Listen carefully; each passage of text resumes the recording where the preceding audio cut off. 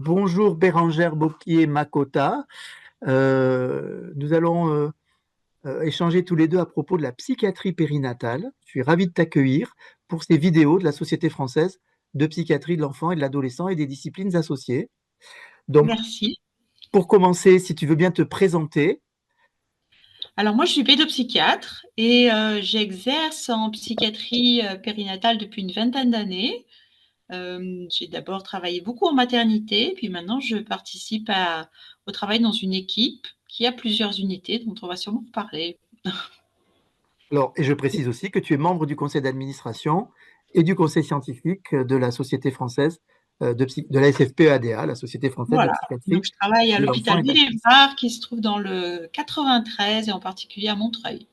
Très bien. Alors, est-ce que tu peux nous définir ce qu'est la psychiatrie périnatale? Alors la psychiatrie périnatale est une discipline qui, par sa définition même, a plusieurs objets de soins. Ça en fait une discipline qui a déjà cette spécificité. On va s'intéresser à la fois à la santé mentale, l'état psychique ou psychiatrique du parent et la manière dont la parentalité peut à la fois peut-être bouleverser cet équilibre et créer des troubles, mais aussi à la manière dont un trouble psychiatrique préexistant peut constituer un frein dans la construction de la parentalité. Donc il y a à la fois la santé mentale du parent et le travail de construction de sa parentalité. Le deuxième objet du soin, c'est bien évidemment le bébé qui va arriver dans ce contexte auquel on est attentif dès la grossesse, parfois même dans des anticipations avant la conception. Et on va être attentif à la fois à son développement, bien sûr, en termes général et psychomoteurs, mais aussi à son développement psychoaffectif qui se construit dans l'environnement relationnel dans lequel il va évoluer. Et donc, en mettant déjà à côté ces deux problématiques, on voit bien que notre travail va être aussi celui du lien entre les parents et les bébés, du lien qui va se décliner de différentes manières, fantasmatiquement, mais aussi dans l'interaction, dans les échanges, dans le comportement des deux partenaires. Et donc, on a trois objets, le parent, les parents parfois, le bébé et la relation. Et on va avoir des dispositifs de soins qui permettent d'étayer cette dyade ou triade, là où il y a des points de vulnérabilité, pour prévenir des troubles plus sévères du côté du devenir des parents, mais aussi bien évidemment du côté de l'enfant. Alors, elle est née comment, cette psychiatrie périnatale? Parce que là, on en parle de plus en plus, il y a de plus en plus de dispositifs qui sont créés, mais comment elle est arrivée dans le champ des soins? Alors, c'est intéressant parce qu'effectivement, politiquement, on en parle beaucoup depuis quelques années. Depuis une dizaine d'années, il y a des mesures qui sont prises en France et puis ça s'est accentué ces derniers temps. Mais on a des descriptions de troubles en période périnatale qui datent de l'Antiquité et le premier traité historique qui date de la fin du 19e siècle. Et puis après, il ne s'est pas passé grand-chose jusqu'à la période des années 60 où il y a vraiment une attention qui s'est portée sur les troubles psychiatriques et des tableaux qui ont commencé à être décrits, à rentrer dans la nosographie. Au départ, on partait plutôt des manifestations bruyantes des parents autour de ce qu'on appelait à l'époque la psychose puerpérale, qui a été décrite chez les mères, chez les pères, et des besoins de construire des unités pour accueillir ces décompensations psychiatriques aiguës sans forcément séparer les parents, le père ou la mère et le bébé. Et puis, petit à petit, d'autres tableaux cliniques sont apparus et sont rentrés dans la nosographie. Les dépressions périnatales, on a longtemps parlé uniquement des dépressions postnatales, et on sait maintenant que ça commence bien souvent dès la grossesse avec des formes qui peuvent être un petit peu atypiques, qui sont des manifestations très chargées d'anxiété, qui peuvent prendre un peu le devant de la scène, mais derrière, il y a un mouvement dépressif qui est à l'œuvre. Et puis des troubles anxieux aussi plus importants. Et ces dernières années, on parle beaucoup des stress post-traumatiques qui peuvent être liés à des événements survenant pendant la grossesse et en particulier aussi pendant l'accouchement. Donc, il y a eu ce courant qui s'intéressait vraiment aux troubles présentés par les parents, et puis en même temps une préoccupation autour du développement de la parentalité qui arrivait par les psychologues qui travaillent en maternité. Et puis, ça rejoint aussi un courant qui portait attention au bébé, au développement du bébé. Voilà, et donc on est à un moment où on a des dispositifs de soins qui existent du côté des parents, qui existent du côté du bébé, et qui sont surtout en train de se rejoindre, parce qu'il y a eu aussi des Ouais. périodes où voilà, c'était un peu deux formes de psychiatrie périnatale, et c'est en train de se rejoindre. Et donc, c'est vraiment les parents, on est d'accord, hein, c'est pas uniquement la mère, c'est le père et la mère, Ça a commencé par la mère, mais on sait bien évidemment. qu'il Mais tout y a commence par la plusieurs mère. pour Tout faire un commence. bébé, voilà, mais c'est les parents et on est de plus en plus attentifs dans les unités, y compris dans les unités temps plein, à faire une place au papa qui est nécessaire pour la construction de la triade et nécessaire pour chacun des partenaires de cette triade. Et puis dans les unités de jour, ben, les papas sont accueillis aussi bien que les mamans. Enfin, voilà, il y a vraiment un soin triadique qui se développe de plus en plus. Ce que tu appelles les unités temps plein, c'est les unités d'hospitalisation, mère ou parent bébé, complète, C'est ça, hospitalisation temps plein, hein. voilà. Alors, Peut-être. elle s'exerce où justement la psychiatrie périnatale? Dans quel type de dispositif ou dans quel contexte? Est-ce qu'elle peut s'exercer en libéral? Comment on peut, si on a envie de travailler en psychiatrie périnatale, on peut postuler dans quel type de dispositif? Alors le champ est vaste et c'est ce qui en fait aussi une discipline très attrayante. Effectivement, on peut faire de la psychiatrie périnatale en libéral dans son cabinet en étant quand même formé à cette clinique particulière, en prenant en compte la souffrance du parent, la souffrance du bébé, le lien.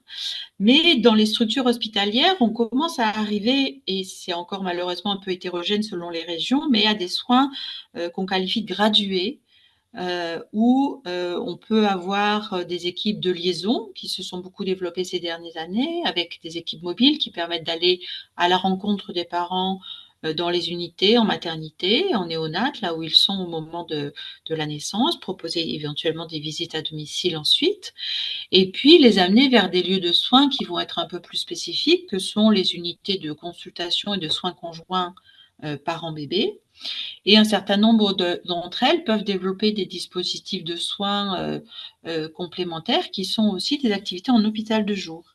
Et l'hôpital de jour, c'est assez intéressant parce que le rythme du bébé, ben, il se déroule quand même avec un besoin d'attention dans la durée. Hein, sur une Mhm. consultation, on a parfois des consultations, le bébé va dormir pendant les 3 quarts d'heure de la consultation ou pleurer pendant les 3 quarts d'heure de la consultation.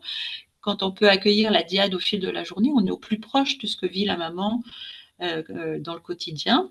Et puis, quand les situations sont plus sévères du côté de la psychopathologie, de symptômes psychiatriques parentaux, et aussi du côté d'un défaut d'étayage, parfois que connaît la mère, bah, effectivement, les unités d'hospitalisation temps plein permettent de sécuriser le bébé dans ses premiers temps et cette première rencontre avec un parent qui se trouve dans une situation de fragilité psychique ou psychiatrique, et de pouvoir aussi du côté du parent avoir le soutien nécessaire d'autres soignants qui vont prendre en charge parfois son bébé quand lui en est incapable, sans qu'il y ait de conséquences délétères pour le bébé. Ok. Donc c'est très, voilà, c'est Oui, très varié comme dispositif possible. en lien souvent, je pense, avec l'histoire des institutions, l'histoire des structures wellness. Euh, qui peut exercer, qui peut participer, qui peut contribuer au travail de psychiatrie périnatale, à part les psychiatres? Alors les psychiatres qui sont soit psychiatres d'adultes, soit Hmm. pédopsychiatres, pendant très longtemps, les pédopsychiatres ont été très actifs autour du bébé, les psychiatres d'adultes autour de la maman. Et là aussi, c'est en train de se tisser un peu autrement.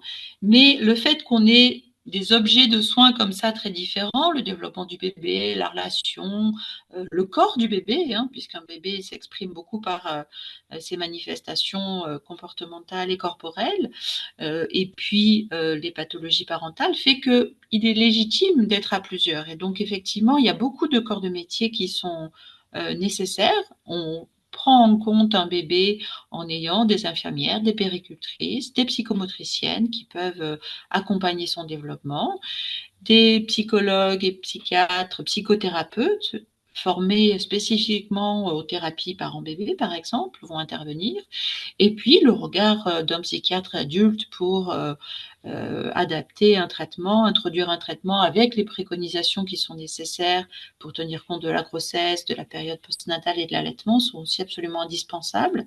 Donc, on est vraiment dans une équipe multidisciplinaire tout à fait nécessaire du fait de ces objets de soins qui sont multiples.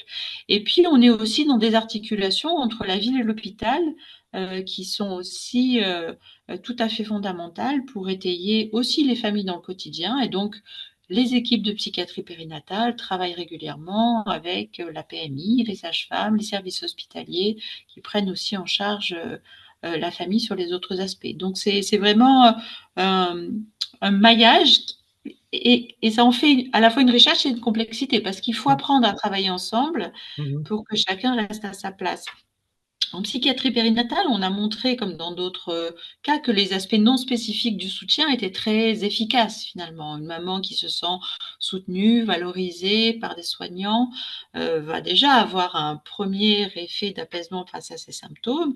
Et donc, il faut pouvoir allier des appuis non spécifiques et en même temps ne pas faire perdre l'occasion de proposer un soin spécifique qui peut vraiment induire des mutations importantes dans les trajectoires de vie. Donc la psychothérapie parents-bébés, des espaces de psychothérapie pour les parents sont aussi nécessaires pour les aider à traverser cette crise. La parentalité, souvent dans ces moments-là, est une crise développementale importante, mais pouvoir avoir des temps d'élaboration leur permet vraiment de retravailler des éléments de leur histoire, en particulier quand ils ont eu eux-mêmes des enfances traumatiques. Et donc, c'est vraiment des occasions de changement aussi, ces difficultés en période périnatale et des soins spécifiques les aident vraiment à cheminer autrement dans leur vie ensuite. Et alors, je suis interne, je suis psychiatre ou pédopsychiatre, ou je fais partie des fameuses disciplines associées de la SFPE-ADA. Comment je peux me former? Comment je peux acquérir ces fameuses compétences dont tu parles spécifiques dans le domaine de la psychiatrie périnatale? Alors pendant très longtemps, la formation est beaucoup passée par des diplômes universitaires. Donc Oui. c'est vraiment un domaine dans lequel il y a une offre, des Mhm. propositions de diplômes universitaires en France qui sont variées, qui sont étendues sur le territoire, qui sont très souvent multidisciplinaires justement, et dans les enseignants et dans les participants. Donc ça, c'est déjà une ressource très importante. Mhm. Depuis quelques temps, il y a eu une réflexion pour introduire vraiment des formations plus spécifiques pour les psychiatres. Et donc, les effets de la réforme commencent à arriver. Et il y a eu la création d'une option tardive qui va permettre aux internes en psychiatrie de se former plus spécifiquement à la psychiatrie périnatale en y accédant soit par la psychiatrie adulte, soit par la psychiatrie de l'enfant et de l'adolescent. Donc ça, c'est aussi quelque chose de très important. Il y a des terrains de stage qui sont accessibles aux psychiatres, mais qui sont aussi ouverts à l'ensemble des disciplines associées, en psychomotricité, pour des psychologues en formation. Donc vraiment, la partie pratique de la formation se fait de cette manière-là. Et puis, une fois qu'on a un beau bagage, ben, effectivement, on peut aller vers des formations psychothérapeutiques plus ciblées qui vont nécessiter un parcours de formation et de supervision adapté, comme pour d'autres techniques de psychothérapie. Alors, tout ça est passionnant, tout ça donne très envie. Et comment tu vois l'avenir? Comment tu vois se développer la psychiatrie périnatale sur les territoires? De quelle manière tu vois les choses évoluer? Alors, ça évolue, c'est déjà un point. Oui, Ça évolue. C'est effectivement à la fois passionnant sur plein d'aspects théoriques, cliniques, pratiques. Donc, ça intéresse les jeunes et c'est très agréable. Je me dis aussi que finalement, c'est un travail qu'on va mener sur une période de vie limitée. Donc, ça permet en fait d'avoir des possibilités d'accueil qui sont rapides dans ces unités-là et d'avoir un temps de travail qui est limité par l'âge de l'enfant et donc de développer un travail avec des thérapies brèves. Et mhm. je trouve que c'est aussi un bon laboratoire pour se former à ce type d'approche. Sur le plan du développement, j'ai l'impression que ce qui serait vraiment important, c'est que tous les territoires puissent avoir des unités de soins ambulatoires parents-bébés. Il y a une volonté d'aller dans ce sens-là, mais à la fois par manque de professionnels, par manque de moyens, c'est pas encore tout à fait le cas. Et puis qu'il puisse y avoir des unités d'hospitalisation à temps plein, peut-être régionales, mais qui soient avec une cartographie qui soit bien identifiée pour chaque territoire. Il y a quelques années, il avait été énoncé qu'il serait de bonne loi qu'il y ait une psychologue dans chaque maternité pour 1000 naissances. Là encore, je pense qu'il y a des variations un petit peu selon les régions et les maternités. Et puis, je pense que c'est aussi important de penser bien l'articulation entre les psychologues de maternité et toutes ces équipes qui sont en train de se créer. Donc, le travail en réseau et la manière dont on articule ces prises en charge sans qu'elles soient trop découpées pour les familles est importante. Donc, il y a tout ce travail de collaboration qui est en construction, qui varie selon les territoires et les ressources. Et puis, c'est aussi un domaine dans lequel la recherche et les soins spécifiques voilà, commencent vraiment à se développer. Il y a encore beaucoup de choses à faire. Est-ce que tu souhaites ajouter quelque chose pour conclure? Ben non, sinon que je partage mon enthousiasme avec tous ceux qui voudraient rejoindre cette activité. La Société française de psychiatrie de l'enfant et de l'adolescent propose des rencontres, hein, et des formations régulièrement dans ce domaine aussi, en lien avec d'autres partenaires, hein. C'est ça. Alors on a dans nos webinaires cliniques, les jeudis cliniques de la Mhm, SFPEA, une fois par an, une situation qui concerne un tout petit. mhm. Et donc ça, c'est voilà, des présentations cliniques qui sont ensuite discutées à plusieurs, qui sont libres d'accès. Et puis, on a un groupe de travail sur la psychiatrie périnatale qui doit aboutir à l'organisation d'une journée d'ici 2 ans, je crois. Voilà, donc ceux qui sont intéressés peuvent nous rejoindre. Très bien, ben, écoute, Bérangère, je te remercie beaucoup et à très bientôt. À très bientôt, merci.